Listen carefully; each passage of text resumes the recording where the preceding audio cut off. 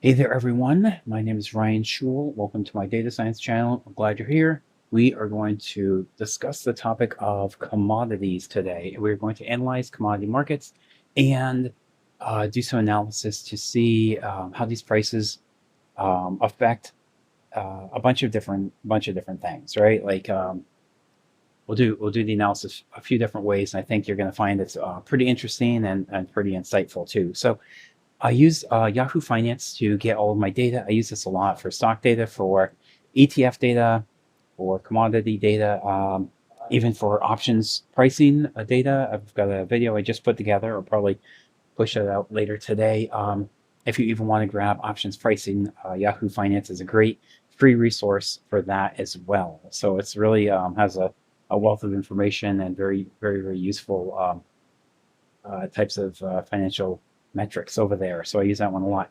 So some of the key categories that Yahoo Finance covers are crude oil, gold, silver, natural gas, coffee as a commodity, cocoa, cotton, corn, wheat, soybeans, and so on and so forth. You can get a list of more information or more details about this information over here at this link. So I'm including that for you as well. Okay, and yeah, those are the codes for the different commodities. Okay, and this is what I was talking about, right? Different sectors, stocks, options, currencies, bonds. So Yahoo Finance has quite a plethora of information over there, right? So you should check that out. So I'm going to pull in the data from this library right here. Yahoo Finance gives me access to the API endpoint. I can go fetch the data and pull it back, and I've got everything I need, quick and easy, and it goes so fast you almost think nothing has happened at all, but actually it does some very useful things. So here is one code for oil. If you look closely, CL equals F. That is going to be this ticker right here. And if you go over here, you should see, or you will see exactly the same thing, right?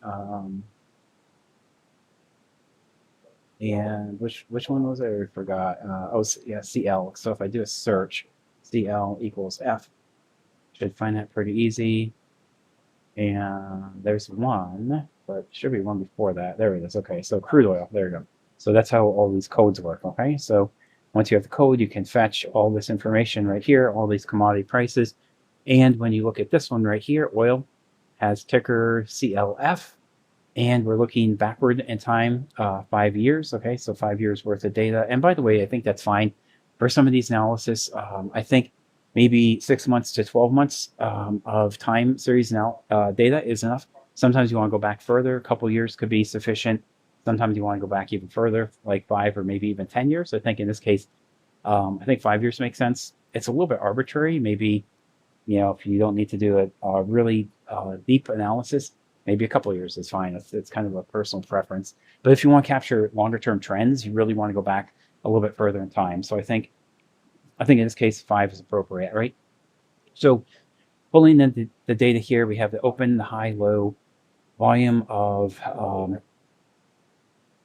the commodity that has been traded, any dividends, and then stock splits, no and no for those two. Okay. Now we can actually, that just shows you one, right? If we're just getting just the details for oil, that's fine. If you want to combine several commodities together into one data frame, that's very easy to do as well. We can get crude oil here, Brent, gold, silver, coffee, and cocoa. Okay, and again, these are the tickers. Just look for this thing over here, and you'll have everything you need. CC equals F. So if I put that in there, there's cocoa. Okay, so there's that one. So again, if you want just one, you can do the analysis for one. If you want a whole bunch, you can get that. You can fetch a whole bunch and combine that into a data frame and pull it back. It's going to look like this. Okay, so here's the daytime series over here. This is the index. So it looks like it's kind of like pushed down a little bit. That just means that it's not a column in the data frame, but it's actually the index, which basically shows you the number of rows in the data frame, right? So here we have these columns over here. So oil, gold, silver, coffee, and cocoa. Okay, and then over here we can easily plot all of these. And I am going to, I think I'll make that a little bit bigger. Width equals 100 equals 500. I think that is fine. Let me click it to refresh it. I mean, Control Enter to refresh the data pull in the cell. And that as that works, what is that? Let me refresh these. Let me refresh each one then. Something looks like it got jammed up there. Okay, so pull that in. That one's fine. This one should be fine. Maybe that one didn't get refreshed. Oh, okay, so that looks okay. And this one, oh, width equals 11. That's why I typed the wrong thing. Okay, well, now this should work. Looks kind of funky there. Okay, better, much better. So what I like about these plotly charts is they're all dynamic and interactive. If you want to zoom in, you can actually zoom in and then see the details of this. Double click to zoom out. And then you can see right here, what is this? Cocoa? Cocoa is actually dominating this whole chart. So if you want to take that off, you could do that just by clicking. And you can click this, and then you can see some of the details here. So it looks like these have changed quite a bit. But when you put cocoa in there, it looks pretty flat, right? So these are relative, right? Because cocoa is going up 12,000 times. So that probably was one of the top investments for the past year. If you look at that, went up like, what is this? Price is 4,000 up to almost 12,000 over here, 12.5. So it went up 400%. That's a pretty big move. So that's interesting to see that. And also, one thing that I thought was super interesting was over here. If you take that off and look at more of the details behind this, right? Because this kind of dominates the entire chart, right? Once you remove that, you see something that's very interesting. If you zoom in here, you can see the price of oil and crude. So Brent oil and crude oil track each other very closely, right? It's almost the same thing. I guess it's just slightly different refining processes, right? So if you take that off, you can see crude oil went to negative after COVID hit. So that is very interesting. I remember when I saw that on the news, they were talking about how the price of oil actually went negative. Now, I've never seen this in my life. I don't think we'll see this again for the rest of our lives. I guess oil companies were, if I remember correctly, I think they were actually paying people, or companies, not really, like individuals like yourself or myself, they were paying corporations to take the oil from them because they had nowhere to store the oil. They couldn't warehouse the oil. All of the containers that held the oil were filled up. Nobody was traveling anywhere because this is post-COVID, early in the crisis, right? This is like June, July of 2020. COVID hit the United States in March, like mid-March. I think March 20 was like kind of like the beginning of when things got kind of crazy. So about 3 months after that, you have March, April, May, June. Now we're into July, like 3 or 4 months after COVID hit. Nobody's traveling anywhere. I'm sorry.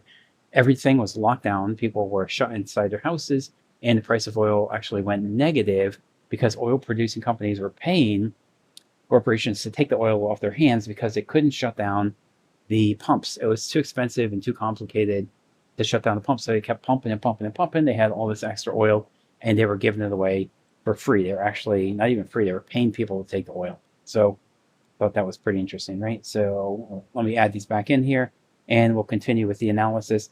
So now we're going to get more commodities. There's a whole bunch of them. Overwrite. That's fine. I don't really care about that. Let me save it anyways. So now we're getting more commodities, right? If you look over here, you have a key to most of the top commodities here, including like things like the NASDAQ 100, mini Russell, T-notes, Treasury notes, things like that. So this now is getting everything, right? And packaging everything together into one integrated data frame. Okay, and we are displaying the data frame over here. Display. Okay, so that looks fine. Quick sanity check. Everything looks fine to me. Okay, so continue on. Now we can see another chart over here. Let me put the same width equals 100, comma heights. It's 500. Let me update this chart. Control Enter. Oops, 2 commas. That's why. 2 commas. This should work. Okay. Update the chart.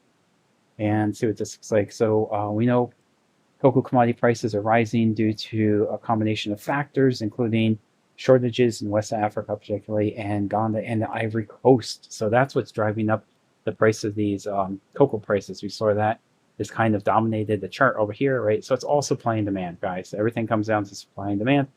If you have a constant demand and a limited supply because of issues in Ghana and Ivory Coast, we can't get the chocolate we need. It drives up the price of everything, right? So kind of basic economics, but very, very important and very critical to understanding. Like, can you make a small fortune or even a large fortune by trading cocoa futures? You actually can, right? If you saw this supply chain issue or the shortage of raw materials or commodity materials for cocoa beans, you could have traded on that information and made a killing. I did not know about that. Sorry, I made nothing.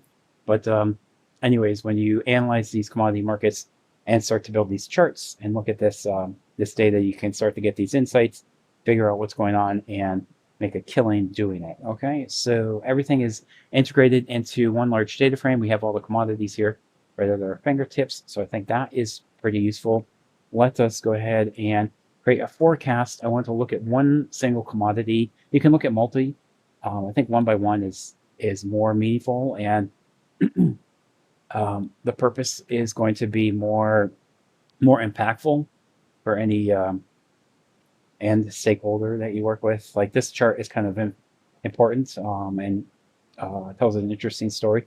But if you jam all of this into one big chart and start doing forecasts too, it might get a little bit overwhelming for the audience. So I like to break these down into like just individual components. So here's one commodity at a time.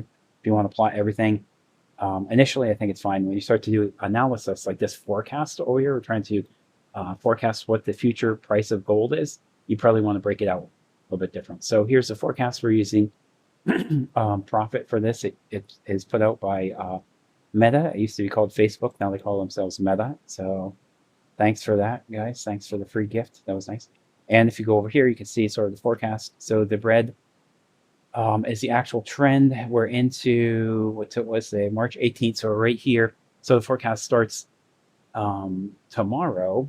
Okay. And I think I said, what was this? Go out 30 days. Okay. So 30 days into the future based on how much data was this? 5 years? I think we went back in time 5. Let me zoom out a little bit. Yeah, so it's just about 5 years, I think. So we went back 5 years, and we can see gold has been appreciating pretty regularly in the last year or so. It's kind of flat before that, but it's been up a little bit. And then you zoom in here, and you can see what the forecast is. It gets a little bit choppy, and you have an upper and lower bound. Okay, that comes from profit making the forecast. The Y hat is what you're trying to predict. So that's the future price of gold.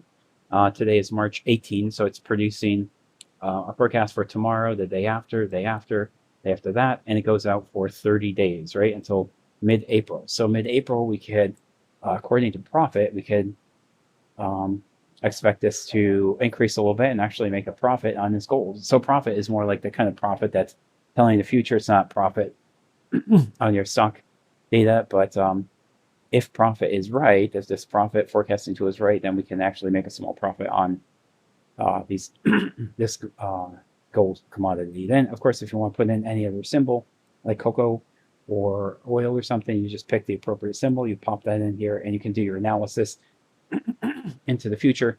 By default, this Facebook profit thing makes everything a forecast based on daily data.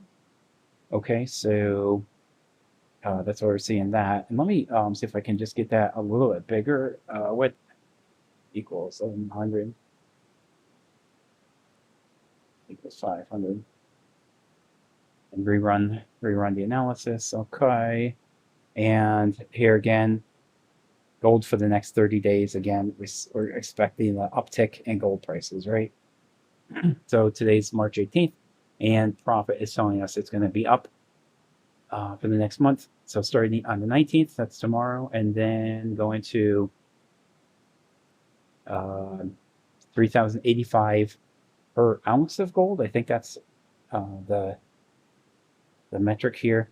And the reason I ran these two charts is I did a slightly different analysis. So here I'm looking at an interval width of 0.70. So this is 70% confidence interval. So as the confidence gets wider and wider, um, how do I explain this? As you want a more and more accurate um, forecast or projection or prediction into the future, you want this to be as precise as possible, right? But as oil prices or gold prices in this case, or whatever you're looking at, cocoa beans or something, as these changed over time, it is kind of hard to predict these with exact precision, right? So you do have to pick some kind of confidence interval that says, okay, I'm 70% confident or 90 or 95% confident.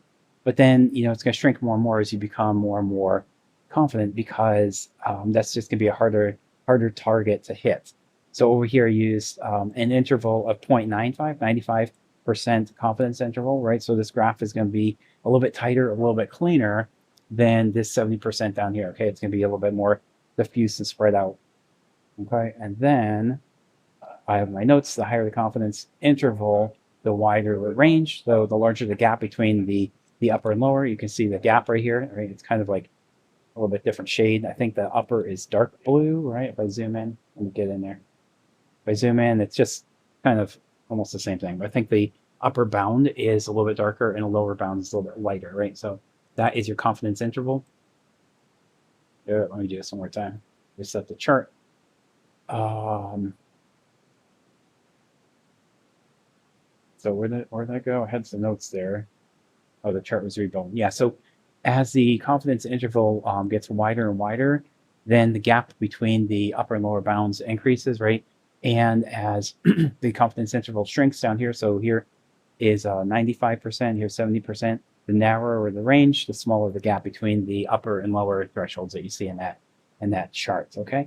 So and now in this case, I want to go ahead and pull in consumer price index data and GDP. So GDP is gross domestic product for the United States of America, and consumer price index is the overall price of a basket of goods. I think that's how it's defined. I don't know what goes into that basket. I'd have to Google it. Let me see if I can just do a quick Google thing over here, google.com. What is CPI?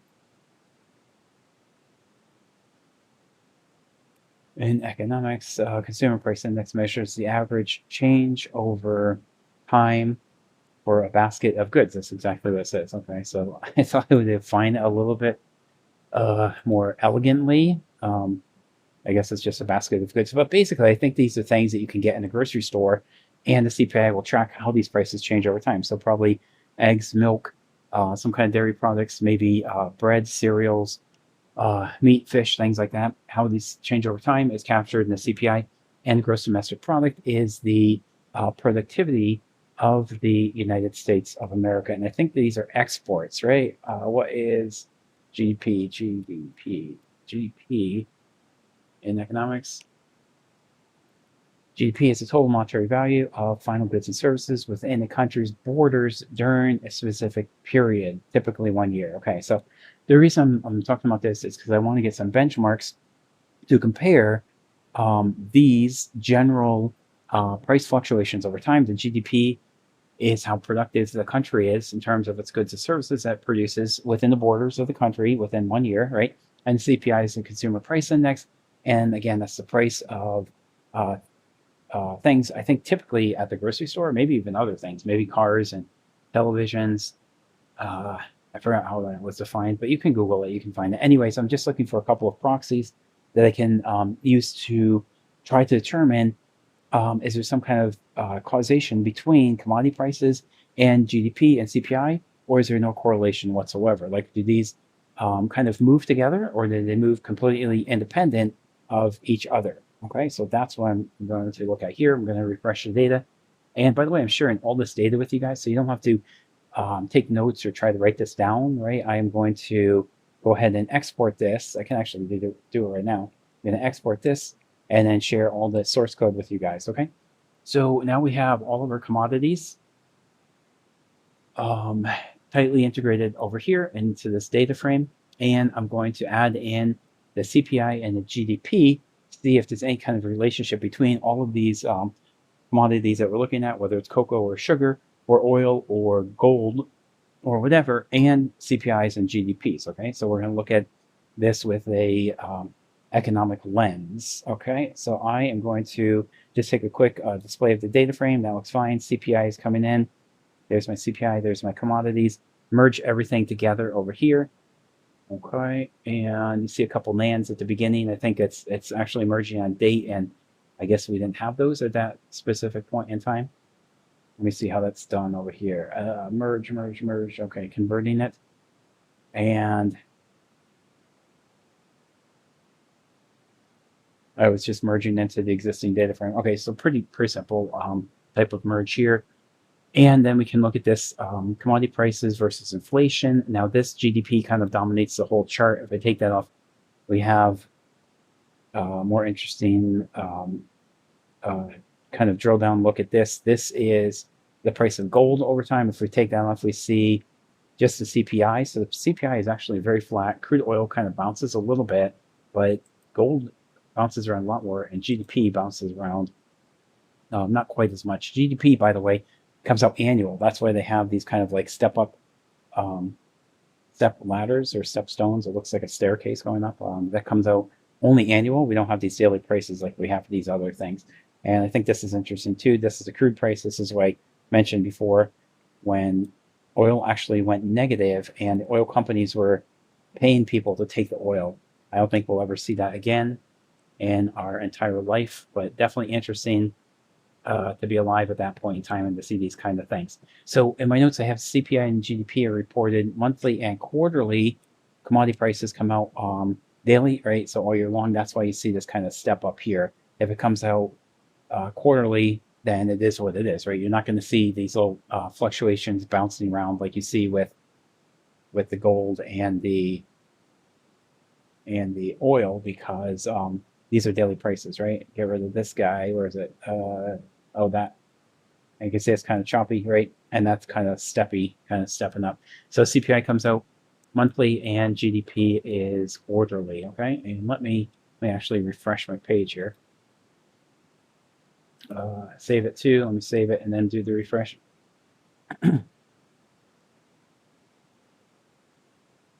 But didn't quite save, right? Let me see if this one saves. And get rid of this. Maybe that's slowing it down too. If I go over here, it's saying saved, analyze. Oh, you just see my Jupyter notebook side if this thing actually saved. I should have analyzing.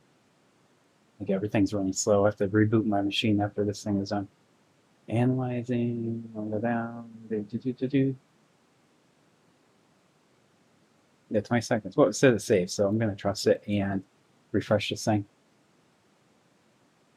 Just so we can get a clean view over here. Okay, and I think we're almost done. I think we kind of beat this horse to death. But there's one or two other little things down here they do want to show you. Okay, so that's the last chart. So we have the monthly and quarterly data combined with the daily data. Now I'm doing a correlation matrix, kind of like a heat map / correlation matrix of all of these items to see what is correlated. And you can see these things, micro gold and gold, highly correlated 1-to-1. Palladium has a negative correlation with gold. That's interesting. Palladium has a lot of negative correlations with a lot of things. And then what else is interesting here? Crude and Brent oil are almost perfectly correlated, right? I think it's just a slightly different refining process. And over here, palladium, again, on the horizontal or vertical axis, you always get these both ways, right?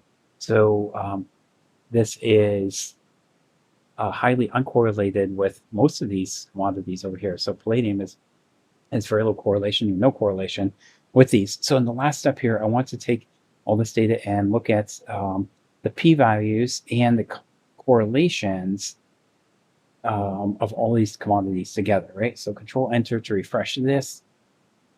Okay, I have the CPI correlation, so consumer price index, and the commodity and the p value here, right? So I want to see with the consumer price index, is there any kind of correlation, or p value measures the statistical significance of one thing impacting another thing. So in this case, it's CPI versus a commodity. We see live cattle, orange juice, heating oil, high correlations here. So as CPI goes up, live cattle prices go up, orange juice goes up, and heating oil goes up. As CPI goes up, silver, lumber, and palladium actually go down. Remember, we saw a lot of negative correlations with palladium. So that one actually is a good hedge against rising CPIs, right?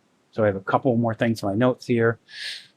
Live cattle, orange juice, and heating oil show a strong positive correlation with inflation. So inflation goes up, these commodity prices go up.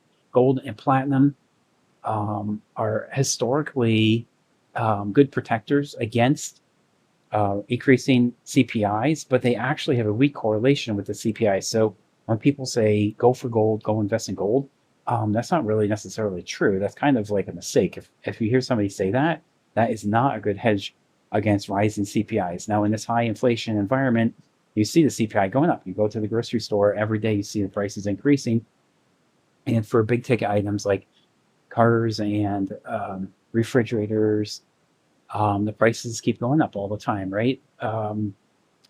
So we are seeing an increase in CPI, and gold is not a good hedge against that.